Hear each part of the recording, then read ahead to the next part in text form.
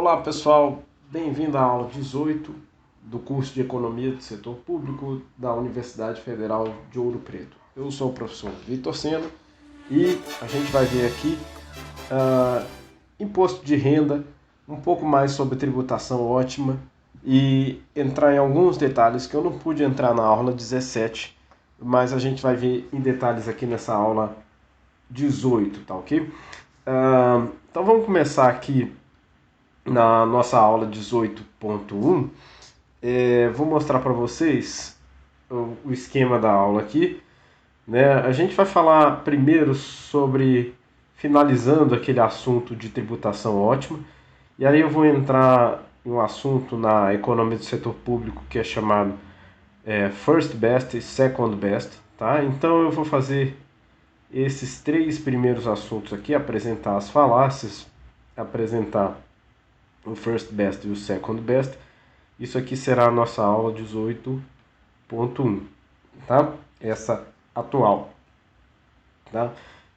Vou falar um pouquinho na aula 18.2 desses assuntos aqui, o trade-off entre eficiência e distribuição, ficou em inglês aqui, depois eu posso alterar corrigindo, e vou entrar um pouquinho no assunto de imposto de renda, falando dos principais tipos de imposto de renda de maneira teórica.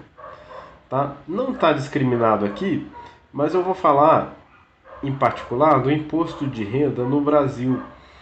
Tá? E aí esse imposto de renda no Brasil, vou fazer uma aula só para ele, que é a aula 18.3. Tá ok?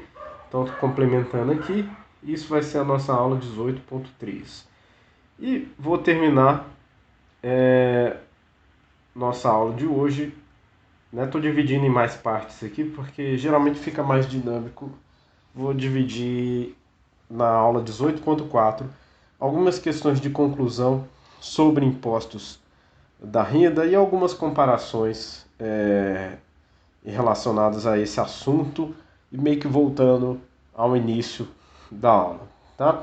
Então vamos lá, vamos ver o que são essas falácias associadas à teoria da tributação ótima, tá? Então quando eu coloquei TTO aqui, quer dizer essa teoria da tributação ótima, tá? Quais são as duas falácias? Isso o próprio livro do Stiglitz, né, The Economics of Public Sector, fala, né, desse problema, tá? Estruturas de tributo eficientes são aquelas que não há alternativa que possa fazer com que o indivíduo melhore um deles sem que o outro piore. Vou explicar mais detalhadamente mais para frente, daqui a pouquinho. Tá? A natureza de um código tributário que é Pareto eficiente depende também da informação que o governo possui. Tá? E o governo não possui informação sobre todos os contribuintes, sobre todos os agentes econômicos. Tá? E aí, uma coisa que é muito confundida, e o Stiglitz chama atenção na teoria da tributação ótima, e para a gente tirar do caminho, né, logo de cara, são essas duas falácias aqui. Tá? Uma delas é mais difícil de trabalhar, a gente pode discutir em mais detalhes. Tá? A primeira falácia fala o seguinte: devemos tributar apenas a renda, tá? Pois tributos sobre commodities, serviços ou mercadorias acrescentam apenas mais distorções. Tá? Também resumido aqui com uma distorção é melhor do que várias distorções. Tá? Então vamos lá, vamos colocar aqui. O que esse argumento está falando, né, é que você ter uma dor de uma vez só no tributo, lembra que tal aqui é o representante do tributo, né? Então deve fazer um círculo até maior aqui, né? Com, né, esse tal aqui, totalizando. Olha, vou colocar uma alíquota só alta na renda, por exemplo, tá? Que é o caso que está sendo discutido ali. Ou eu coloco várias alíquotas pequenas, né? Eu estou desenhando aqui esquematicamente para ficar fácil, né? Várias alíquotas pequenas em vários bens, tá? E aí, como são vários bens, você vai ter uma miríade de bens aqui, todos eles são um círculozinho pequenininhos, né? A questão é saber a soma dessas várias taxazinhas, né, até o n, é maior ou menor do que tributar uma vez só e de uma vez uma única forma de renda, tá? Então, resumido aqui nessa frase, né? Uma distorção é melhor do que várias distorções, né? Lá nos Estados Unidos é muito dito que essa forma aqui seria menor do que a soma de várias distorções possíveis. Tem algum sentido de ser, né? E aí eles justificam falando, a gente prefere tributar a renda ou prefere, né, basear o nosso imposto no imposto de renda por conta disso, porque a gente causa uma distorção só na renda ao invés de múltiplas distorções tributadas no consumo. Tá? Tem alguma razão de ser, mas isso não necessariamente é verdade. Então, pode ser, sim, que você causar uma distorção desse tamanho é muito maior do que pequenas distorções somadas. Tá? Então, tome cuidado que a resposta não é fácil. É isso que o primeiro ponto quer chamar a atenção da gente. Tá? Não é fácil fazer essa conclusão. O segundo ponto, né, que tem a ver com a teoria do second best, que eu vou explicar daqui a pouquinho, mas é que dadas importantes distorções que existem na economia e no conhecimento do governo, lembra que eu falei que o governo precisa de informação disponível sobre a capacidade de contribuir dos seus agentes, né, dos contribuintes, dos participantes da economia. Mas ele não possui isso. E, na verdade, o governo não possui várias outras formas que seriam ótimas para tributar. Então, dados que existem várias distorções, né, muitos concluem erradamente da teoria do second best que a teoria econômica não possui nada a dizer. Tá? Não é bem esse o resumo correto da teoria do second best, então vamos ver com detalhes. Tá? Então, a primeira falácia, né, aquela que eu esquematizei aqui no desenho, ela não necessariamente é verdadeira, tá bom? Então vamos ver por quê. Né? Lembra, a gente já viu lá na aula 16 que alíquotas causam perdas peso morto ao quadrado. Então cada alíquota que você coloca, né, em um mercado, na hora de entrar naquele triângulo da perda peso morto, né, porque esse triângulo é uma área, isso vai pesar ao quadrado aí no tamanho da alíquota. Tá? Então, se você tem uma alíquota muito grande, né, isso vai ser o quadrado de algo muito grande. Então, pensa só, se você tem essa alíquota zona aqui elevada ao quadrado, né, você tem algo distorsivo, tá? Muito distorsivo. Tudo bem? Então, pode ser interessante se você tem alíquotas muito, muito baixas em cada um desses aqui, elevar, né, 0,1 ao quadrado é a mesma coisa que você ter 0,01. Tá, ok? Então, o quadrado de algo pequeno não é muito grande, né? É algo bem baixo. Então, você teria ao todo aí uma distorção de 11% dessa alíquota. Tá? Então, tenha isso em mente. E aí, ter um número adequado de pequenos tributos pode ser menos distorsivo do que ter um único tributo muito distorsivo, tá? Com uma alíquota muito grande. Então, quer dizer, às vezes, não é a melhor solução para o governo fazer toda a sua arrecadação de uma única vez. Tá? Então, pode ser interessante ele realmente ter uma carteira, né, de tributos. Tá? E ainda, né, tem uma questão que joga a favor de tributar uma única vez. Tá? Então, quando a gente está falando dessa alíquota zona, tá, a gente está falando de também tributo único. Às vezes aparece essa discussão no Brasil, né, como tributação única. né? Na questão da CPMF apareceu, na volta dessa CPMF, que às vezes é propalada, fala-se pegar o CPMF, né, que é a contribuição provisória de movimentação financeira, e tornar isso, né, substituindo vários outros tributos, tá? Mas o ponto é que fazer isso, né, é administrativamente simples. Então, a administração, em vez do governo ter que controlar vários impostos, ter que controlar várias evasões, ter que controlar, administrar, né, uma carteira muito grande de impostos, ele precisa fazer apenas a administração de um único imposto. Isso torna a administração mais simples do ponto de vista da receita, do ponto de vista do governo. Tá? Então, tributar pegar boa parte da sua arrecadação com um único imposto é mais simples nesse sentido. Tá?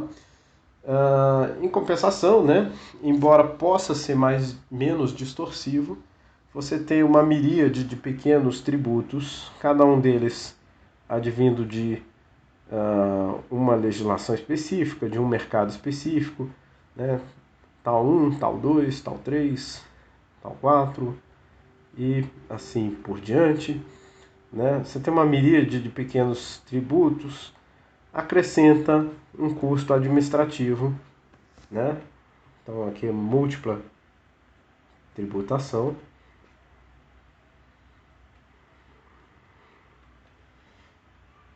Tem alguns custos também para o contribuinte, né? Que fica difícil de entender se for um sistema complexo. Então tem esse ponto também. Os custos, né, de administração são mais altos, tá? Ou também você pode resumir como uma administração mais complexa, ok? Desses impostos que nós estamos falando aí, tá? Então, resumindo aqui, né?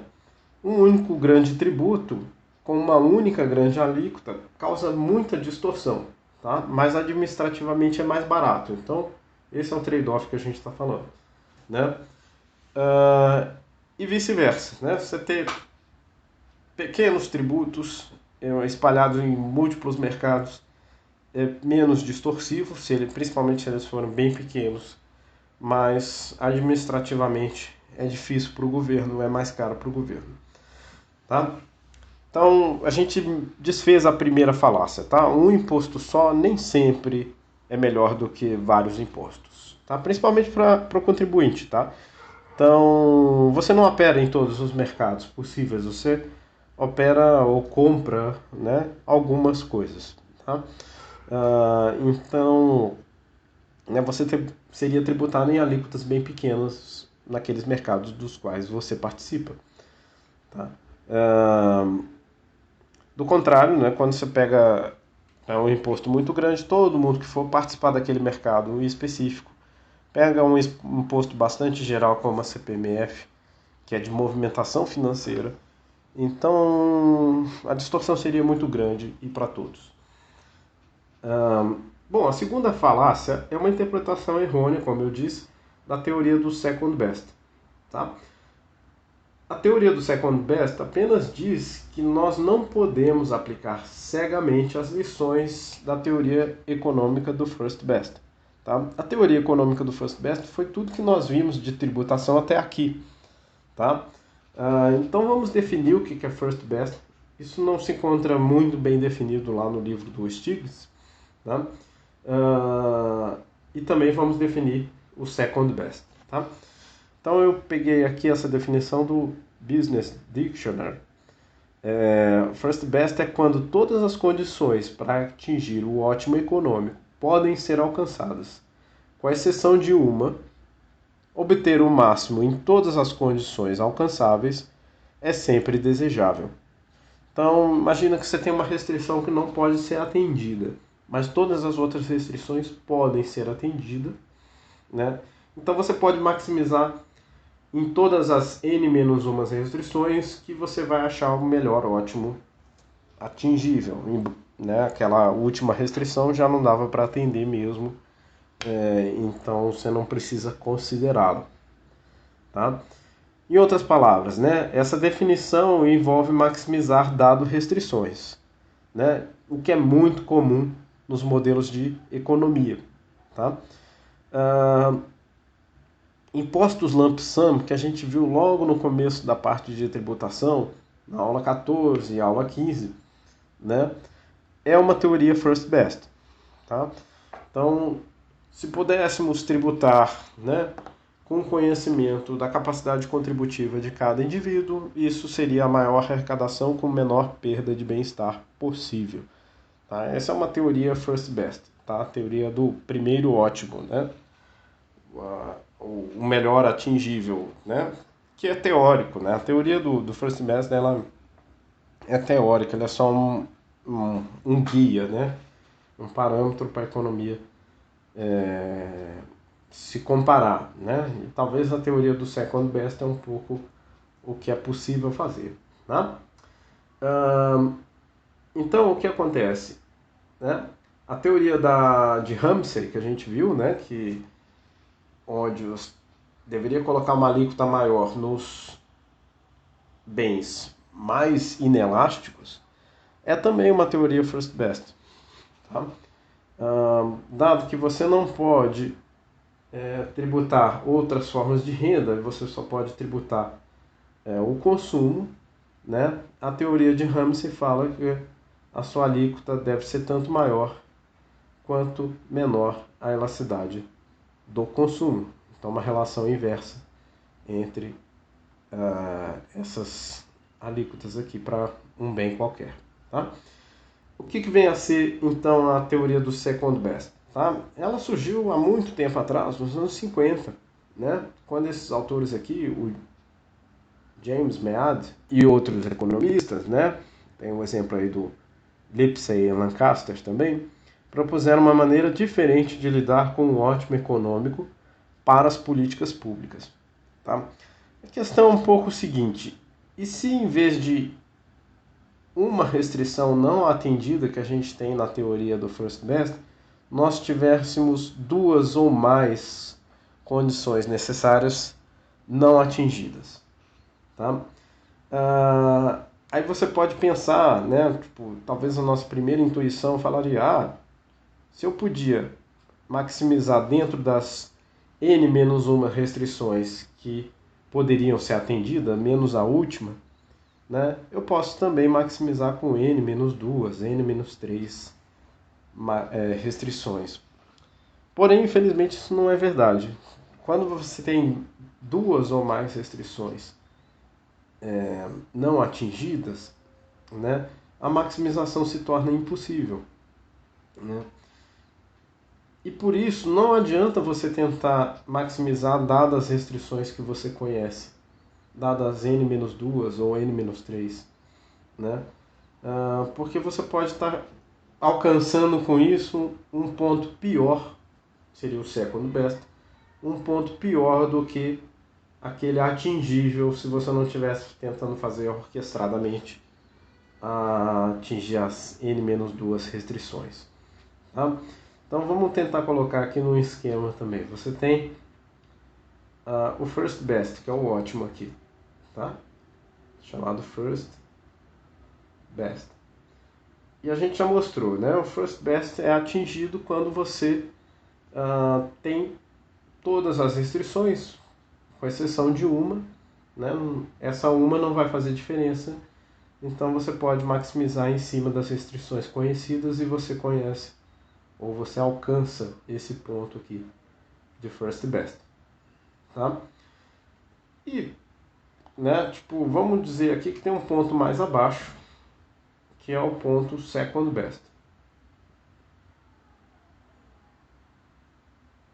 Segundo melhor.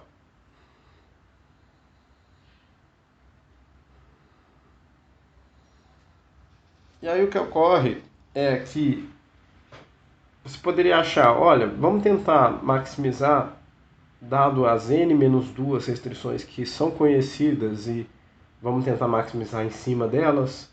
Mas o ponto dos autores dessa teoria é que você tentar fazer isso, você pode chegar não nesse second best, mas em algum outro ponto daqui, tá? Em algum outro ponto inferior, tá? Que não esse second best aqui, tá?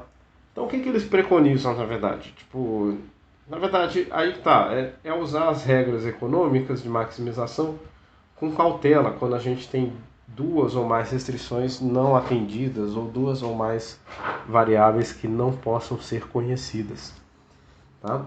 Então, uma tentativa, é o que coloca aqui na definição, uma tentativa orquestrada de atingir todas as condições restantes não é necessariamente a segunda melhor opção, tá? Você pode estar alcançando uma terceira opção e uma quarta opção, tá? Depois eu falo da teoria econômica do third best. Também existe uma teoria econômica do third best, não muito mencionada quanto essas duas, mas também existente, tá? E o Stiglitz resume dessa forma: a teoria do second best é preocupada em desenvolver políticas governamentais para situações em que a economia é caracterizada por algumas importantes distorções que não podem ser removidas, tá? Por exemplo, você pode pensar no paradigma neoclássico que em salário mínimo é uma importante distorção, tá? Também no paradigma neoclássico você pode pensar que subsídio à gasolina, por exemplo, é uma outra distorção, tá? Que é muito comum lá nos Estados Unidos. Ou para dizer outro exemplo, que uma regulagem sobre que uma regulação sobre a hora de trabalho sobre a hora de trabalho que cada trabalhador pode ofertar no mercado, como sendo o máximo de 8 horas diária, é também uma restrição que não pode ser removida. Então, na verdade, eu já falei duas ou três restrições que não podem ser removidas e você tem que trabalhar com elas. São, né, restrições da economia. Além disso, tem outras que são distorções que não podem ser sequer conhecidas, né, com variáveis, por exemplo, do esforço de cada contribuinte, né, o esforço para gerar aquela renda. Tá? Algumas pessoas vão fazer muito esforço para ganhar R$ 2.000. Outras pessoas com pouco esforço conseguem os mesmos R$ 2.000 mensais. Então, deveriam ser tributados de maneira diferente. Tá? Outro autor, né, Stern, é preocupado com o mau uso e mau entendimento que foi feito da teoria econômica do second best. Isso é muito comum. Tá? E ele enfatiza dois aspectos. Primeiro, é o aspecto da amnésia coletiva, quando alguns economistas tratam, né, tudo como se fosse um mundo de first best. Tá? Maximizar sob restrições, e uma delas pode não estar atendida ou pode ser atendida, mas se você está maximizando sobre restrições, com apenas uma delas não atendida, você está no mundo chamado first best. Então, quem está fazendo esse tipo de modelo, esse tipo de conta, esse tipo de raciocínio, está com uma amnésia sobre os ensinamentos da teoria do second best, tá? Segundo o Stern. Tá? Mas outra, talvez, é também perniciosa, também um pouco naquele sentido do que o Stiglitz fala, que é uma conclusão resumida de que a teoria do second best serve para justificar qualquer política. Então, política de elevação do salário mínimo é justificável, política de redução de preços é justificável, porque afinal nós não temos como maximizar nada quando a gente tem duas ou mais restrições não atendidas. E não é bem esse o ensinamento da teoria de second best. Não quer dizer que qualquer política vale. Ela só quer dizer que você tem que tomar essas políticas com cuidado. Então deixa eu explicar aqui, para já terminar essa primeira parte da aula, né? Vamos rever o que é uma estrutura tributária Pareto eficiente. Tá? Então, lembrando, né, a gente já falou sobre isso nas outras aulas, Uma estrutura tributária Pareto eficiente é uma estrutura para a qual não existe alternativa que possa fazer com que todos os indivíduos melhorem. Tá? Então vamos pegar dois indivíduos, A e B, e dois sistemas tributários, né, S e T. Tudo bem? Então vamos pegar aqui naquela curva de possibilidades de utilidade, né, que a gente usou lá no comecinho do curso. Vamos voltar a ela porque na aula 19 a gente vai recorrer a ela de novo, na aula 20 também. Então vamos retomar a isso aqui. Utilidade do indivíduo A, utilidade do indivíduo B. Vou fazer ao contrário, deixa eu colocar o A aqui e o B ali em cima, não faz diferença, mas só para um ordenamento que eu já utilizei em outras aulas, né? Então, vamos supor que a gente está nesse ponto daqui, tá? Com a utilidade do indivíduo A nessa barra e com a utilidade do indivíduo B nessa barra daqui, tá?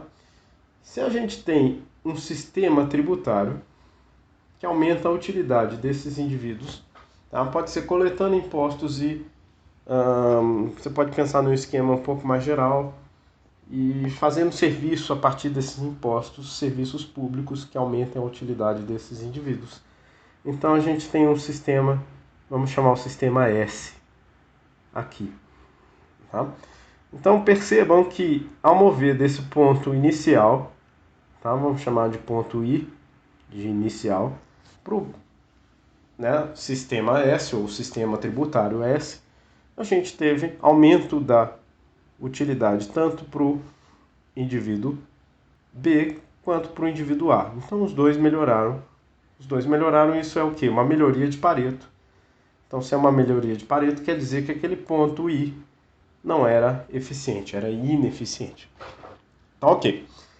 Agora vamos concentrar em outra parte do gráfico, que é o mais comum de se observar. Tá? Um raciocínio econômico que você pode ter é que melhorias de Pareto tendem a ser feitas, tá bom? Então, melhorias de Pareto elas tendem a ser realizadas, né?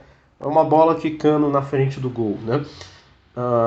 Então, essa bola é uma oportunidade de você fazer gol, né? Então, melhorias de Pareto elas tendem a ser realizadas, percebidas pelos agentes, pelos contribuintes, de maneira, nem sempre, né? Mas de maneira evidente. Tá? Mas aí você pega um sistema S, você pega o sistema T. Duas formas de tributação diferentes. Uma pode ser que tribute mais a renda do trabalho. Tá? E tributando mais a renda do trabalho, o indivíduo A fica pior. Tudo bem? Mas o indivíduo B, digamos que a renda dele não é muito do trabalho, é de outras fontes. Então o indivíduo B fica melhor nesse sistema S. Vamos dizer aqui. Tá? E quando eu estou falando de sistema S, eu não estou me referindo ao sistema S brasileiro da SESI, SENAI e SENAC, né? O sistema de formação, né? O SENAR também. Estou falando aqui de um sistema qualquer tributário, por exemplo, esse que tributa mais a renda.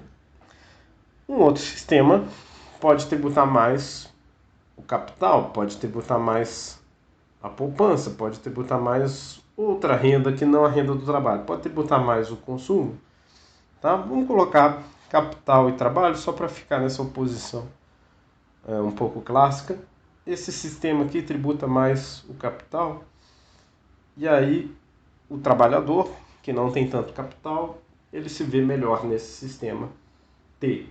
Tá? Mas em compensação, o capitalista, né, que tem muito capital, ele se vê pior nesse sistema.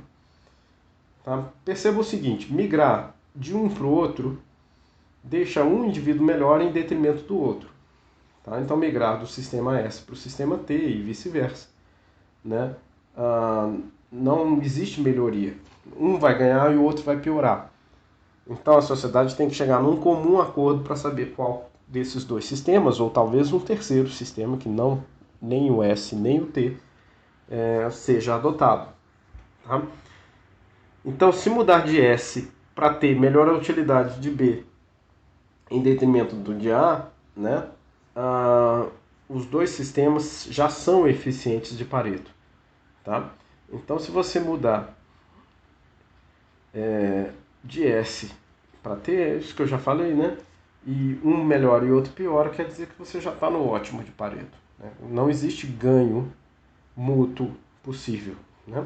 Não existe melhoria de Pareto possível de ser realizada. Tudo bem? Então, o sistema tributário ótimo é um conjunto de tributos que maximiza o bem-estar social. Tá? Então, qual que é o ótimo aí? O ótimo seria ter uma função de utilidade social. Tá? Se a função de utilidade social está passando aqui no meio, ela está falando, olha, nem S, nem T, do ponto de vista da função de utilidade social, são ótimos. Né? Então, talvez o melhor aí seja um sistema tributário V, equilibrando, talvez, tributação do trabalho e tributação no capital, né? Pode ser uma forma de ver essa questão. Tá? Mas o sistema tributário ótimo é aquele que faz essa maximização de bem-estar. Para saber essa maximização de bem-estar, a gente tem que falar dessa função de bem-estar, que a gente vai ver mais detalhes na aula 20. Tá? Então, guardem um pouquinho que a gente vai falar sobre isso. E um dos objetivos da teoria tributária ótima é determinar se existem algumas propriedades gerais comuns a todos os sistemas tributários Pareto eficientes. Tá? Então, se tanto o S quanto o T, que a gente falou agora há pouco, possuem propriedades comuns, tá? Esse é um dos objetivos da teoria tributária ótima. Tá? Isso é, será que existem entre esses dois sistemas garantias que não dependem da função de bem-estar social? Tá? Então, é quase ter um sistema independente da função de bem-estar social. Seria mais ou menos que concentrar nessa parte aqui, ó. Vamos pegar só S, T e V, né? Seria falar assim, olha, eu tenho S, que é eficiente, eu tenho o ponto V, que é eficiente, e eu tenho o ponto T, que é também eficiente. Sem fazer o julgamento de valor aí da função de utilidade social, né? O que eu posso dizer sobre esses sistemas? Né? Talvez não muito, talvez um pouco mais, talvez falar o seguinte, olha, com certeza eu sei que esses dois sistemas são melhor do que o sistema I. Com certeza eu sei que esses três sistemas são melhor do que o sistema G. Ok? Então, por exemplo, o Brasil está num sistema, visivelmente está num sistema H. Mas para mostrar isso, você tem que mostrar que você pode arrecadar mais sem perda de bem-estar, pelo menos para um dos grupos. Tá? Não é tão simples mostrar essa questão. Tá?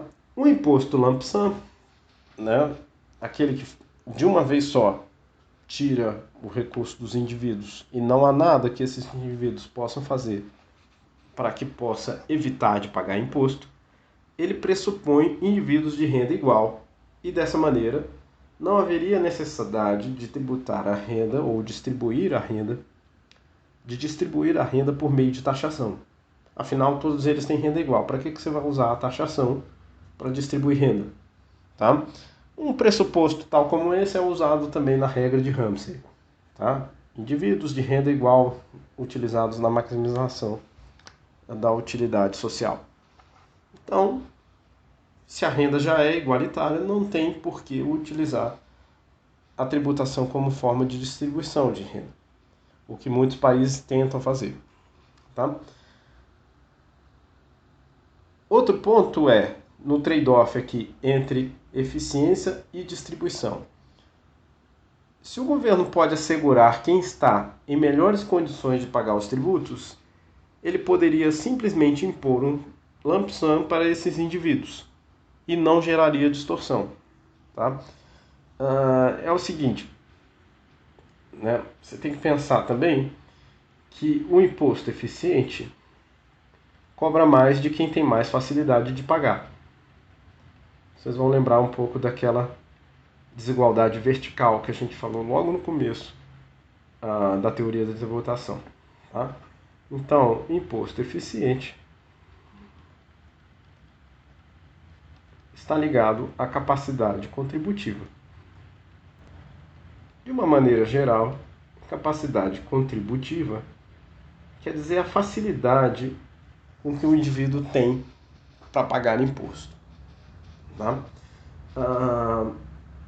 Por exemplo, se pagar o imposto não muda o percurso econômico que aquele indivíduo vai fazer, tá? Ele vai continuar fazendo a mesma coisa, ele vai investir igual, vai criar uma empresa igualmente, ele vai fazer tudo igualmente, tá? Pagando imposto ou não pagando imposto.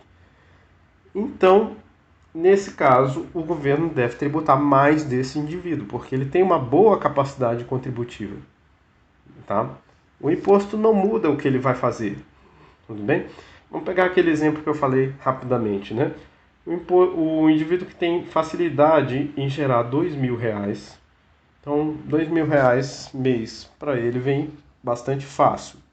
Ele trabalhou, digamos aí, apenas 10 horas para conseguir. 10 horas é algo observável, tá? Mas às vezes é mais difícil de observar isso. Mas digamos que ele trabalhou 10 horas para conseguir gerar R$2.000 mês. Tá? Uma tributação sobre esse indivíduo não atrapalha muito ele, tá? Digamos aí que você coloque uma tributação de R$200 a menos. Então quer dizer que esse indivíduo simplesmente perdeu 1 hora a menos de seu trabalho. Então quer dizer que esse indivíduo pode simplesmente fazer 11 horas facilmente ao longo de um mês e ele cobre esse gasto que ele teve com o imposto. Continua a vida dele. Tá? Agora, outro indivíduo que faz, até de uma cor um pouquinho diferente aqui, R$2.000 mês, mas trabalhando noite e dia, sol a sol, né? Bastante, né? Então esse indivíduo aí trabalhou no mês, vamos dizer que esse indivíduo aí trabalhou no mês 300 horas, então ele trabalhou muito para conseguir esses R$2.000 mês, tudo bem? Se o governo vai lá e tira a mesma quantidade, ele tira, olha, vou tirar 200, tudo bem? Só que para esse indivíduo é como se você estivesse pedindo para ele 30 horas. Então quer dizer, ele vai ter que trabalhar 3 ou mais dias aí para pagar o governo, enquanto que aquele indivíduo teve que trabalhar 1 hora a mais para conseguir essa mesma contribuição. Esse indivíduo aqui teve que trabalhar 30 horas para conseguir a mesma contribuição. Repara que os dois têm a mesma renda, mas a capacidade contributiva deles é diferente. E isso eu estou fazendo um exemplo de que nem sempre a capacidade contributiva está extremamente ligada à renda. Tá? E nesse caso, quando o governo tributa igual, rendas iguais, ele pode estar fazendo uma diferença vertical. E uma diferenciação vertical injusta. Tá? Então guardem isso. Né? Seria melhor o governo, se ele tivesse conhecimento, saber quem tem mais facilidade de gerar imposto sem distorcer o seu negócio, a sua atividade produtiva, e diminuir a carga de tributo para quem já está trabalhando muito para conseguir aqueles mesmos R$2.000, aquele mesmo dinheiro. No limite, para um indivíduo como esse, talvez tributar ou não tributar pode significar fechar o negócio ou não fechar o negócio. Tá? E isso é uma mudança drástica no comportamento do indivíduo. Se a tributação está fechando negócios, quer dizer que a tributação está errada. Ok? Então pensem nisso. Quando a tributação é distorsiva a um ponto de fechar o negócio, de mudar uma estrutura, né, de operação, isso quer dizer que essa tributação provavelmente já está passando do limite, já está excessiva. Tá? Ainda, o governo não possui informação perfeita, então a escolha do governo é entre ter uma taxa de lump sum uniforme, tá? Então, uma forma que o governo teria para fazer algo como lump sum seria cobrar de todo mundo igualmente, né? E nesse caso, os indivíduos também pagariam, independente da sua habilidade, né? Independente do que é mais fácil para ele fazer em termos de contribuição ou não, ou taxar variáveis que são facilmente observáveis, tais como despesa, renda, mas isso vai ser, como eu disse aqui e mostrei, inevitavelmente distorsivo, tá? Então, para finalizar essa aula, um tributo sobre a renda nem sempre é bem sucedido em taxar aqueles que deveriam ser mais taxados, pois trata igualmente indivíduos de mesma renda, tá? Vou deixar um pouquinho o final dessa parte de eficiência e distribuição para a aula que vem e depois a gente começa a falar dos tipos de impostos de renda, tá? Então até lá. Tchau, tchau.